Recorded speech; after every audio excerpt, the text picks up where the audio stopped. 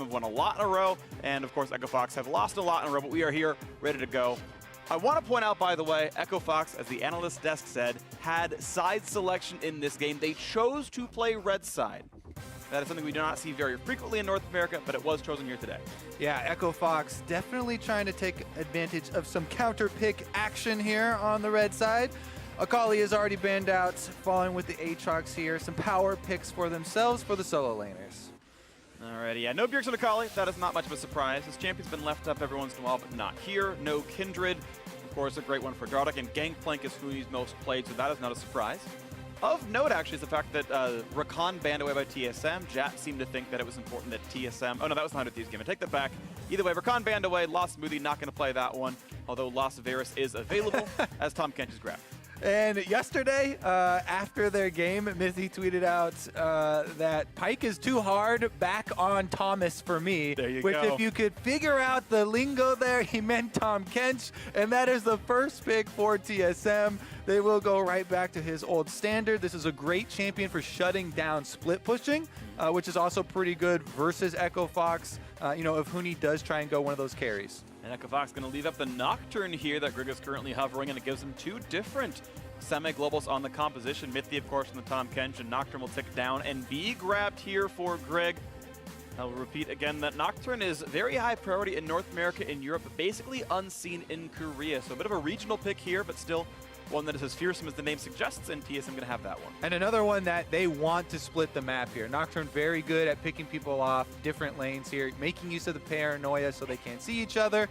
Definitely clear what TSM are going with in game number 1, whereas Echo Fox, they got the Varus for Lost. This has been a very important champion for him. They talked about it on day 1. Comfort pick for him in the bottom lane. Very, very strong performances on Varus so far this split. Yeah, absolutely the case. So Ash is there as well. Some more global stacking up. TSM pressing R across the map. And a Freljord audience support maybe looking here for Demonte, locking it in for Smoothie. Braum Varus, a very, very frequent bot lane. Tom Kench, Ash, quite similar as well. These are two of the most frequent duos in the current pro climate. And now we go to the second phase of bans.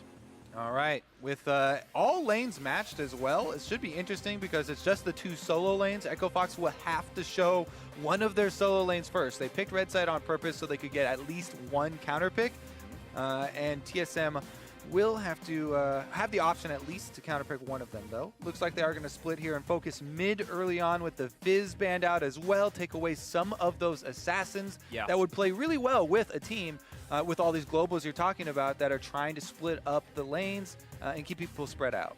I also think it might set up for a Zoe pick here at the beginning of the second phase to get rid of more assassins here with the Akali banned earlier, the Fizz banned now. Typically a weak matchup for Zoe is those assassin matchups. Yeah, Zoe also has some difficulty when facing against Nocturne just as far as jungler matchups when the ults come in, but definitely could be an option here. Zilean also banned out. North American special here. We can lay claim, I believe, to the Zilean as well as the combination with Kindred. And not going to be the case here, as Bjergsen has already shown it as well. I like the art on the book there. I didn't remember which TSM coach it was, but I like that, I guess Song is over there holding some little artwork on the front. It's not like a TSM logo. It's like a nice wreath of leaves or something. I couldn't quite tell what, but it looked cool. We'll see it again later, I trust. Freak saw something cool, but doesn't know what it is. Yeah, that's all I know. My brain's too small to decipher anything other than looks cool, doesn't look cool. Look to my right, looks cool. Look forward, looks cool. Nice. Yeah, mirror, less cool. That's fine. Cinder banned away, and it's time for Rumble to be actually a quasi-blind pick. We've seen it played mid before. Huni himself did it. So who knows if they want to flex that one around, but likely a blind top. And Huni's Rumble has been legendary for years in the top lane. This is definitely a huge, huge pick for him, in addition to Rumble being super strong right now. Plus, if you look at Echo Fox's summer split, they only have a 20% win rate, 1 out of 5 for tank champions for him. So having him on a DPS source, very, very good strategy here for Echo Fox that has been proven to be the way for success. And speaking of strategies, can you come up with a defining theme here for the TSM champions? I'm trying to think of something they all have in common, and it's just escaping me a little bit. Something that we've already said. Yeah, it is. I think they all move around the map a lot. Well, Rise is going to add another one of those ultimates that you are alluding to that can traverse a long distance across the map here. Plus, they lock in another split pusher here with the Camille for Hanser. So TSM are going super hard in the split map. It should be completely split, 1-3-1 probably the entire time. And for the newer players, the 1-3-1 we always mention means one champion in a side lane, 3 in the middle, then 1 in the other side lane, so that you keep pressure on all different lanes. And it makes it hard for the enemy team, especially if you're looking at Echo Foxes. They want a 5-on-5, but the 5 group has a lot more strength together, so they then are faced with this task of running around the map, trying to protect all their different objectives from these different DPS sources. But if they can actually land a 5-on-5 fight, they generally will have a large advantage in that. And if you look at the lineup right now, that will definitely be true with all of these team fight abilities on the Echo Fox side. Well, TSM locking in their first Camille of the split, whether top or jungle. Of course, that will be Hanser in the top lane running it. So split push power, and of course, as you're talking about, a lot of team fight power here in Echo Fox. I mean, you look at all those ultimates, and they are very good at fighting 5-on-5. So a different look for both squads. The battle for seeding and they battle for side choice in the first quarter final. All these teams represented here will be at the very least in the World Championship qualifier gauntlet, even if they fail in playoffs. So at least two best of 5s in the future for both of these teams. But side selection in quarterfinals might mean you actually win North America, might mean you get a better seed into the regional qualifier. All that stuff matters, and so the battle for the postseason begins here. The battle for either getting a 4th or higher seed or being 5th or lower. And if you see those two guys that were just on your screen, the mid laners, we didn't quite talk about Demonte's pick at the very end there. This is the first Cassiopeia of summer in the North American LCS, and it is a good, team fighting champion. Will slot right in with the strategy that they are running. However, becomes kind of difficult to land your ultimates if people are looking for it, and especially if things like Nocturne actually have a spell shield for it. You have to play the mind games, cast a poison on him or a Twin Fang really quickly, then try and use your ult and hope he doesn't turn around. There's a lot of options, though, for TSM and the early game plan. And what the game would look like if they get the advantage could look very snowball. It could look like a steamroll here with these comps that are very spread out and strong at split pushing. Yeah. But Echo Fox, they're trying to hold solid, get to the stage of the game where they can group up and bring their 5-man power together. And yeah, if they are able to start the dives and really push people off, that 5-man crew is not stoppable by TSM if they're ahead in gold. So I think both these squads can get out of control if they get the gold the way they want it to. No Braum invade going to happen here. Gets away from the Mythy tongue. Yeah, and level 1 is actually going to be very important here, especially with how powerful either of these junglers could influence these lanes. There's a lot of gank setup in all of the lanes, actually. Every single one could be an option for these junglers to visit early on. So then you start thinking about, one buff into Scuttle Crab routes, and we'll see if any of the river vision does become important. Right now, pings are going down. They're fighting over it, trying to go for the invade here with the sweeper from Dardoch, and it might just start out with a red buff attempt. They do have Braum, so they could go for the fight here. Of course, a 3v2, they get rid of that Trinket Ward, and they're going to try to push Sven off this one as they're going to go for the red steal. Of course, you see that Grig and Hanser are going to do the very similar thing. And it looks like in both cases, no casualties, and a red buff steal for both junglers. Yep, and we're going to walk to lane here. Echo Fox should be able to get there pretty easily, even though TSM had the early inside route. Splitting jungles top and bottom here. So TSM will have top side jungle control. Huni has already warded his Tri-Brush, so he can get some vision here and doesn't die to one of those early ganks that we have seen quite a lot, actually, in summer with his recent performance definitely coming under scrutiny. Bjergsen just got level 2 and he walked back just in time. That could have been very dangerous here, but he's going to be just fine. Also, of course, Grig was spotted on that Trinket Ward, so they knew he only took red and then left and then went for Scuttle. So Dardoch actually knows which camps are up on his jungle, and it's all of them. Yeah, I also like the taunt there from Bjergsen afterwards. Oftentimes, you'll see that from players who don't want to be repeat ganked. They feel like if they can embarrass you for coming to your lane for the first gank, then you'll be less likely to come show your face around again. That's a good idea. But in the end, usually when that happens to me, I just get more angry and go there more often. So we'll see how it works out this time around. Obviously, they do have full information. Both teams know that the jungles have been split vertically here.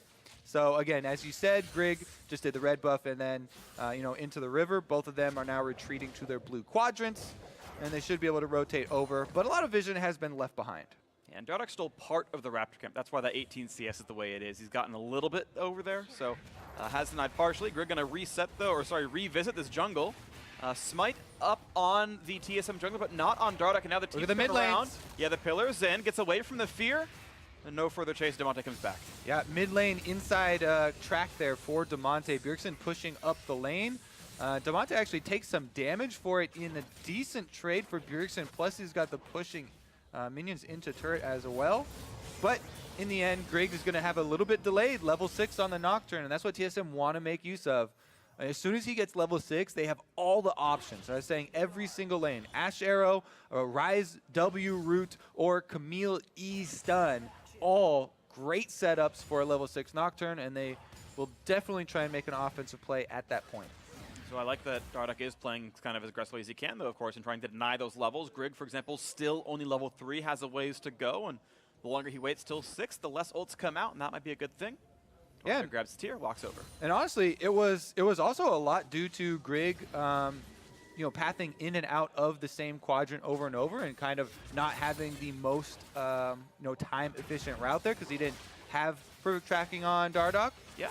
Here we go. The bottom side trade does go in. A lot of damage onto Smithy. Down to 300 HP. They're still actually fighting down there, and Sven getting really low. Is he setting up for a bait though? Grig can't really join Sven.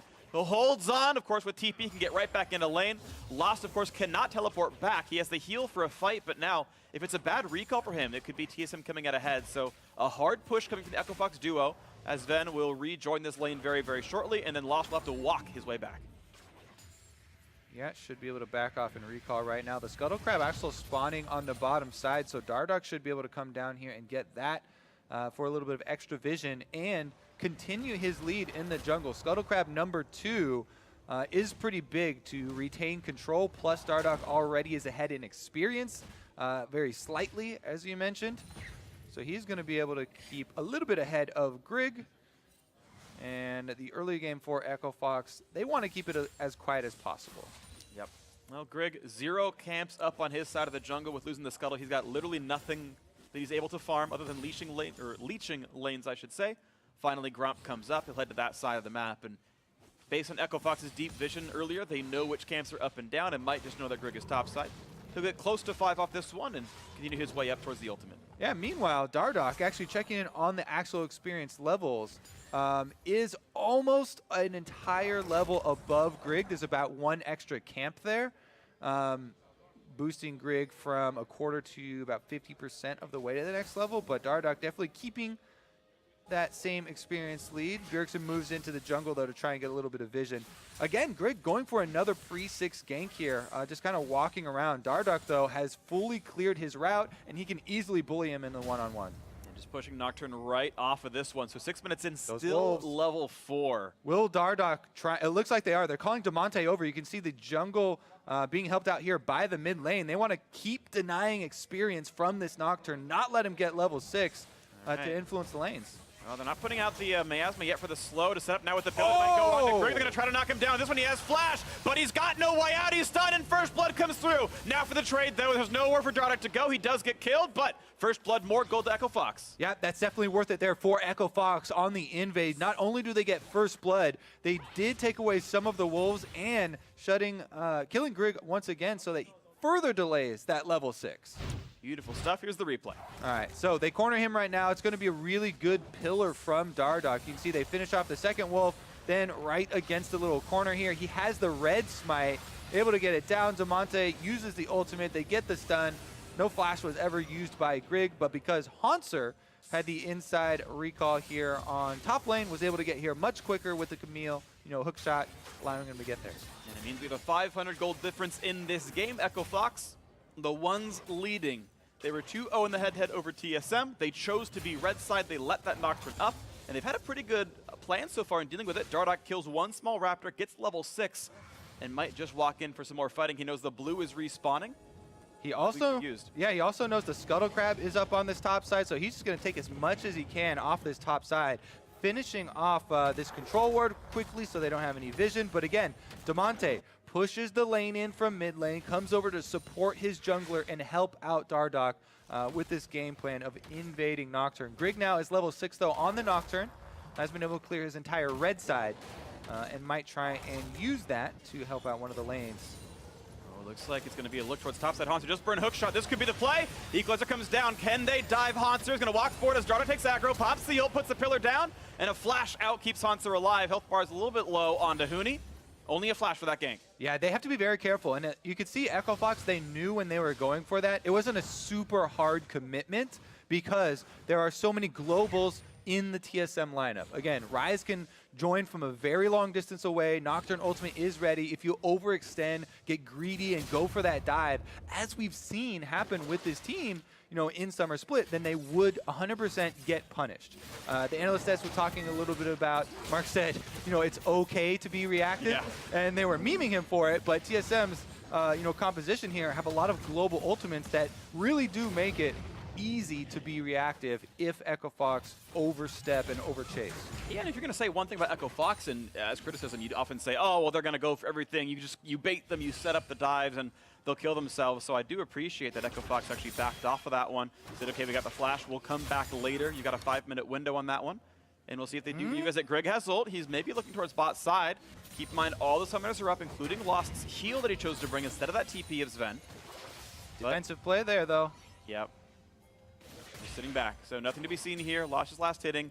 This wave is at roughly equilibrium. He might be missing some gold by playing it this way, but of course he's right. Does not want to be ganked. Yeah, pretty good play here from Echo Fox, playing it nice and slow, as they're looking to do. Also, you can see Lost with the recurve bow is going with the attack speed build for Varus, so not going to be doing the poke lethality build. And again, that is going to play very well with the 5-on-5 strategy that you could see early on in the Champ Select developing for Echo Fox. You know, having the attack speed Varus helps a lot with taking down neutral objectives very quickly as well. Something that the 5-on-5 comps are going to want to group up around, start controlling those dragons, and daring anyone to fight them. Rumble with the ultimate, super powerful if there is any sort of grouping. So TSM's game plan remains the same. You know, split up the lanes and try and pick people off. Split push versus team fighting. Haven't had much of either just yet in this one as we cross the 10-minute mark in.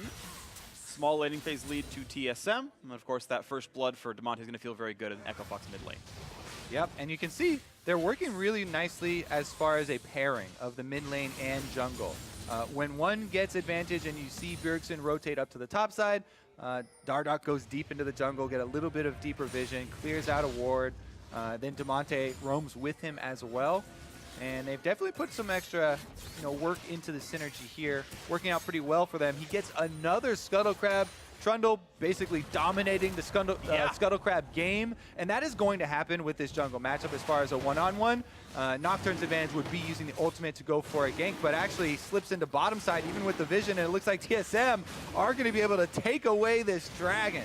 They even burn TSM Sven's teleport to make sure he keeps priority down in this lane, and yeah, quick-ish Ocean Drake picked up at 11 minutes, 20 seconds or so, and now maybe a repeat towards the top side. Right now, it's just Dardoch taking down Rift Herald. They know the Drake is picked up, so they know Nocturne is stuck bot side, and even with the ultimate, it only goes so far. It's a difference in recall timings here, because as we mentioned before, Lost has taken the heal on Varus for more lane security in 2 versus 2, whereas Sven, he times the same recall. You know, Echo Fox and TSM bottom lanes both recalled at the same time, but teleport comes in from Sven. He gets right back out to protect that dragon as well. And TSM were just warned, hey, by the way, Trundle's on the top side of the map. He took Rift Herald, so they're all running down to bot side. There was potentially a gank. Now they turn it back around, so finally some damage onto mid turret. Can they zone it? Ooh, really good zone there. They're trying to protect the Rift Herald as long as they can on the turret, but TSM move in and they'll be able to take it out before the turret goes down. That'll stay up, and ult's going to come in now towards Ashe. Pretty good damage. Of course, Mid's going to grab him, but now be rooted in place, and out they go. Ult's going to land on it too, and they just blow him up right where he stands. TP is coming in. This fight's going to continue. Hots are going to try to get in for the hook shot. Lost could be grabbed up soon. There's that first stun. He's got nowhere out. A 1-for-1. And the top side, actually, where Echo Fox kept their teleport alive for Huni. They just kept pushing on the turret. They get the first turret bonus gold. So Echo Fox do come out with a bit more gold. TSM, though, on the bottom side, as you said, they did get that kill back, and it did go to the Camille, who's supposed to be very powerful there in this split push, trying to get to her Trinity Force as quickly as possible. And they're sending Bjergsen left-hand side to grab the wave that's pushed in as well. We watched that bot lane fight again. Again, this is TSM's bottom lane getting killed early on. Did happen yesterday as well. Sven gets hit with the ultimate. Mithy, even though he eats him up, it already chained over. He gets locked into place. So then when Sven gets spit out, Echo Fox jump right on him. They burst him down. And in the end, collapse here from Bjergsen as well as teleport from Hanser did cut them off. So there was no escape route for the duo afterwards. But still strong play from them to get the 2 versus 2 kill first. And their top side got the first turret bonus gold and for it as well in the deal quite nicely. Definitely some cool stuff. So again, take stock of the game, and it's only a 500 gold difference. Consider that 150 of that is first blood, and about 300 of that is the first turret gold, and it means that farm has been roughly equalized, all other things considered. Still a very close game here. We saw, of course, bot lane Outer was killed during the replay. Hanser stuck around for some of that. Managed to equalize his farm as well. He's pretty close to Trinity Force. 300 gold away from that mark as he walks back out of the base. Something to watch for. Grig has yet to ult from what I can remember this game, and we'll see the Nocturne can start having side lane pressure soon as the power spikes start growing. Yeah, he's got a little bit of cooldown reduction now that he's got his warrior completed, so when he does use his ultimate, yeah, it'll be on a slightly shorter cooldown. Meanwhile, they do move back to bottom lane and clear that out. You can see TSM, tremendous vision control in this bottom side river with all the control wards through the entire thing.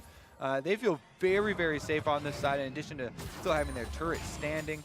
Whereas Echo Fox is going to have to be fairly careful, and you can see Lost and Smoothie, they move up to get those minions while they have jungler on their side. Dardoch is at blue handing it off and could roam down if there was any sort of aggression.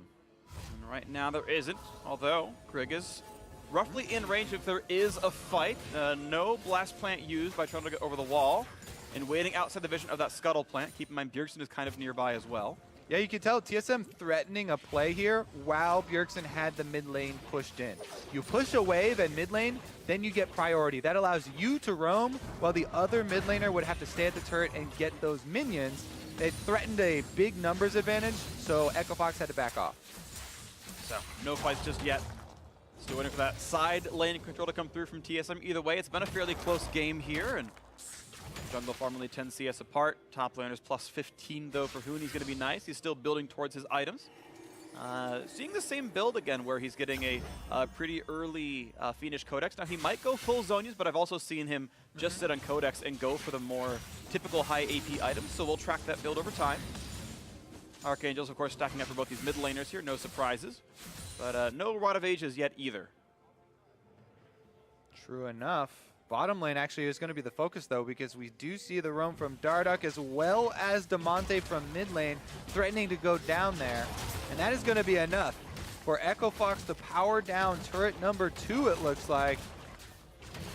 Getting that gold advantage a little bit further in their favor. Meanwhile, the opposite side of the map would be where TSM would want to make a play during the 3-man show bottom. And Hooney's already burned his ultimate once to clear a wave and then recall or hide. Oh, Mithy! That's on CD. Now here comes a play on the bot side. 3 versus 2. Looking for his Venice. They root up Mithy. He's going to flash away. Still being slowed. He'll be stunned. Rise could show soon. Will they get the double kill? Yes, they will. The bot lane's gone, but here comes Bjergsen. TP coming in for Hooney as well. Another 4v1. Swinny takes the turret, drops the aggro. Bjergsen TP's into his doom. 3-0 Echo Fox. Oh, Damonte now finds Grig popping over the wall. And he has to flash away. And he's going to get out.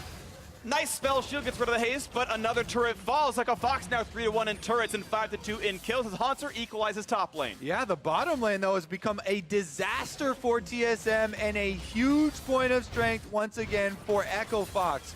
Lost on his Varus, has the extra crowd control to bring. Smoothie and Dardoch make the initial pick here, but they would have gotten away with it, you know, with the flashes. Then he goes for the Devour afterwards, but Lost is able to land his ultimate. They get the chain through, and eventually both of them low enough, they finish off the kills. Then Bjergsen tries to come in to help out his teammates, but the teleport is answered by Hooney, and he's in a 1v4 situation, even though he 1v9 yesterday. Can't pull it off today. That's true. New day, new Bjergsen, 1-1. Not the same scoreline that Zakali had a few hours ago, but it now means Echo Fox are in control. 3,500 up. and Infernal Drake in their sights. Zonia's is completed for Huni after all, so he has good tools against Nocturne dives and Camille ultimates. That's probably the right choice, to be honest, but now building towards more normal items afterwards. As we have the early stone plate done and Dardoch is ready to frontline here. Infernal picked up, Echo Fox feeling pretty good.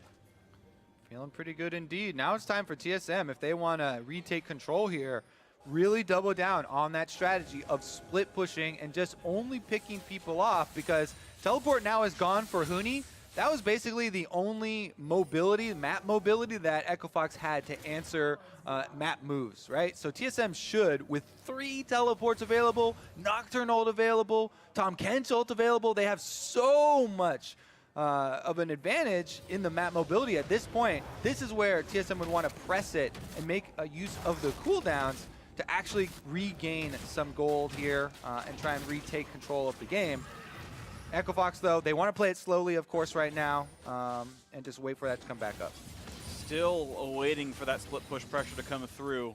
The map being opened up, though, with 6 turrets down means there's more room for it. But again, we're waiting, counting the number of minutes until Grig presses R for the first time. And we should also go over what these tiebreakers really mean, because we got into this day very quickly. There are going to be 4. The winner of this game will play the winner of the next tiebreaker, for that number 3 spot in the playoffs. And meanwhile, loser will play the loser of our next game as well, to see who ends up a little bit further down the way. And there's huge variance here for all these teams where they can end up as far as who your playoff opponent is. And they talked about it. Every single player here in the summer split has talked about how big of an advantage it is to even have a couple extra spots there, or a better matchup in playoffs, with all the teams this year for the North American LCS being stronger and being closer together in skill. You can lose any of those matchups in playoffs. Yeah, I mean, these are all teams that went 10-8 in the regular season. Clearly, these are equal matches in general. And you talk about specific matchups as well. You think about it, Echo Fox, 2-0 on TSM in the season, looking towards a 3-0. That is a matchup TSM would love to avoid in the future. It seems like they've got their number right here. Demonte able to skirt around Camille. Now, will there be someone joining? There's a ward down. Bjergsen and Sven could TP. Mythic could bring someone. Grig could join. But down he goes, down the river. No one going to react to this. This is a blue buff on Cassiopeia, though. In crazy amount of damage you can pour into Baron, and they've already got vision control, so they're just burning it down in the fog of war. Couple of pings from TSM. They can start showing up, but they're not panicked about it. No one's going very fast. Hawkshot finally shows.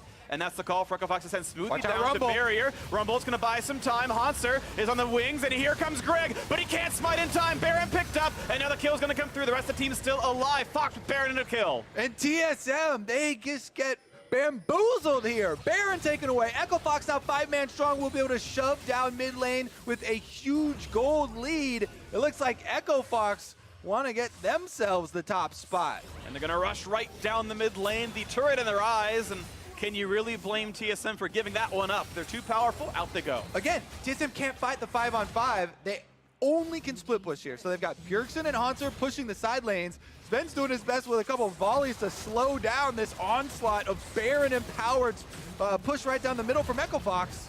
But right away they go. 21 minutes and 10 seconds in. The mid inhibitor is gone. Echo Fox have taken a huge swing at this game, a 6,000 gold lead.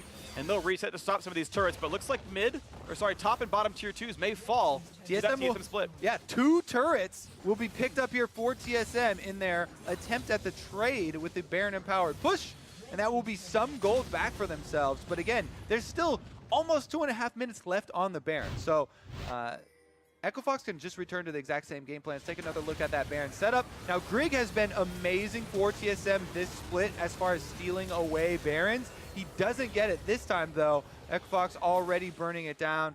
Quickly take it, even as the Paranoia went in. So they also got the extra kill, and that allowed them to do a very quick push. Now, though, they can split back out and try and get their side waves in order. Kobe, you had mentioned the build path from Lost going Ruin King early in that, and that seemed to actually be a factor. Of course, they were able to kill it just before Grig was in range for the smite. And now Smoothie going to clear out some of this brush. Look for the fact that Grig is around, has a flash away. A pillar there could buy some dime. Does Dardoch keep going for this fight? He brings Smoothie over, doesn't quite get the stun, but now they turn back around. Oh! The top side! And there we go. We're getting a glimpse at the map mobility from TSM. They finally used some of it. Paranoia goes down. They get the teleports coming in. Now they have the numbers advantage. Whew. Okay, nice pick off. Out they go. And that's time bot.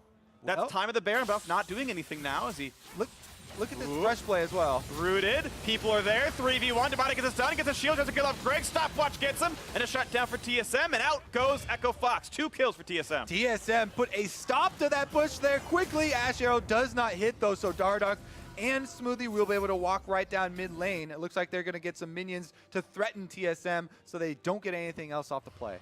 There's minions shoving down the mid lane. And out goes Echo Fox. The gold getting closer. Only 2,500 apart. We watch this fight again as Lost knows to be safe. Yeah, you feel in those situations, you feel like he knows he should not, or there's a possibility of danger being in that brush.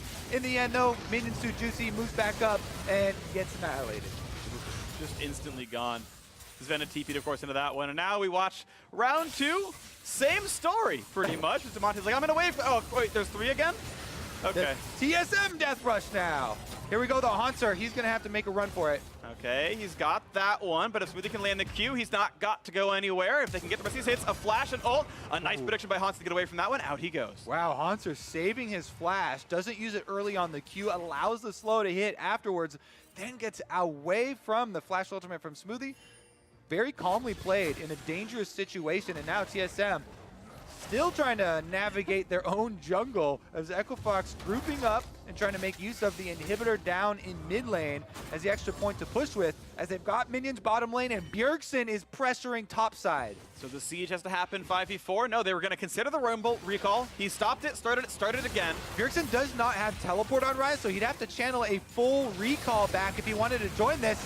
The dive is on towards Ash, the pillar in, and no one's in range to stop him. A 1-for-0. That kill's picked up, and actually, it's Huni still staying around. He's going to fight Hans on the top side. Health bar's low on both ends. The Comet knocks him down. Inhibitor falls as well. Bjergsen backs off. And that's going to be it. Echo Fox are going for Nexus turrets now. Bjergsen's channeling that recall. Again, as we said, has to be a full channel. He's going so slow, and Echo Fox are almost on the Nexus. 5 versus 3. Even if he shows up, the paranoia is on, and the battle is there. Can they stop them? It seems like not. Echo Fox grab all the kills. 9-4 in this one. Mithy's gonna fall. The Nexus is theirs, and it will be side selection in the quarterfinal for Echo Fox.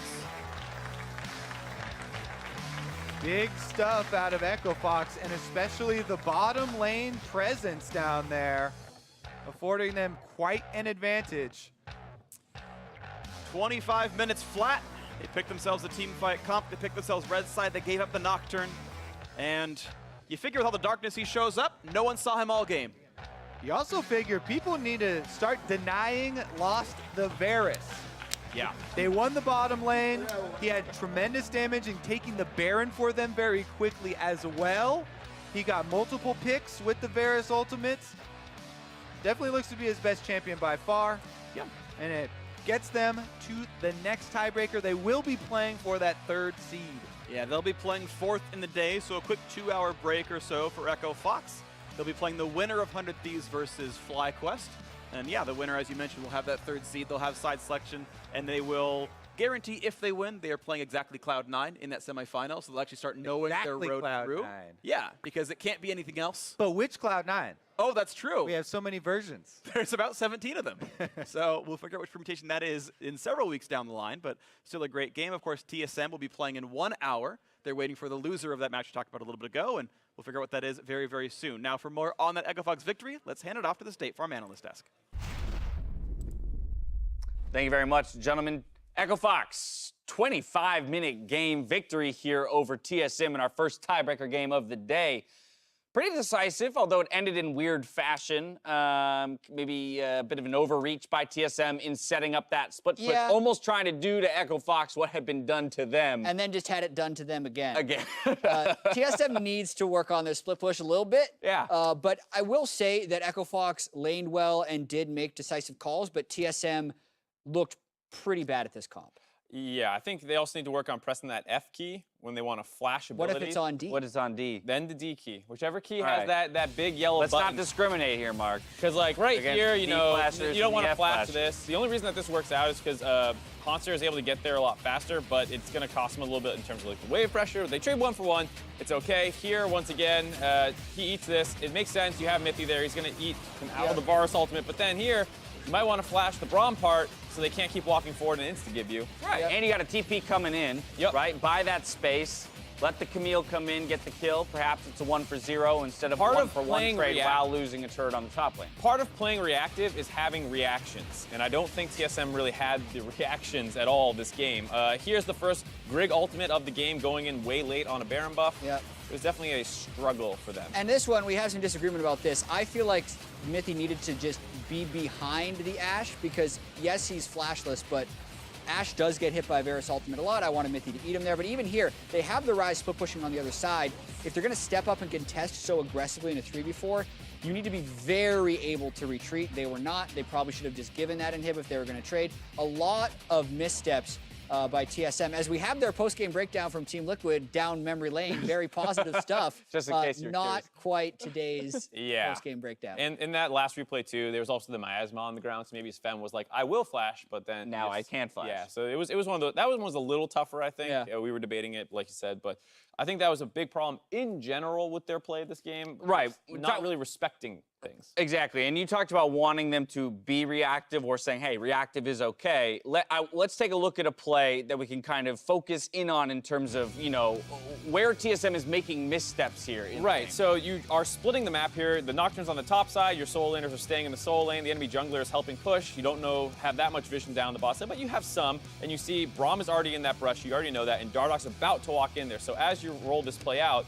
what's going to happen is, You all right, just saw Braum, he we're just playing saw reactive, Trundle. let's back up. But But Mithy look. just charges right into the jungle and gets pillared. This is what's going to really blow the game open for Echo Fox. They were doing okay until this point, and they just absolutely punish here, and that's not bad enough. Here's the late reactions once again. Now I'm going to Rise Realm Warp in. This is all alone. The TP comes in. The Nocturne was once again splitting the map, so he couldn't use his ultimate to contest, and it's just one of those things where they're not respecting Boom. what Echo Fox can That's do. the PGB you were looking for. And that's the first big dip right there around 15 minutes. Yeah, and for what it's worth, around 24 minutes when they used kind of their first Camille ult of the game and started actually playing to the Camille side ult, lanes, Nocturnal. it looked effective, so I understand what TSM was going for. It was very distinctly split push versus team fight. So those games oftentimes do snowball vastly in one direction.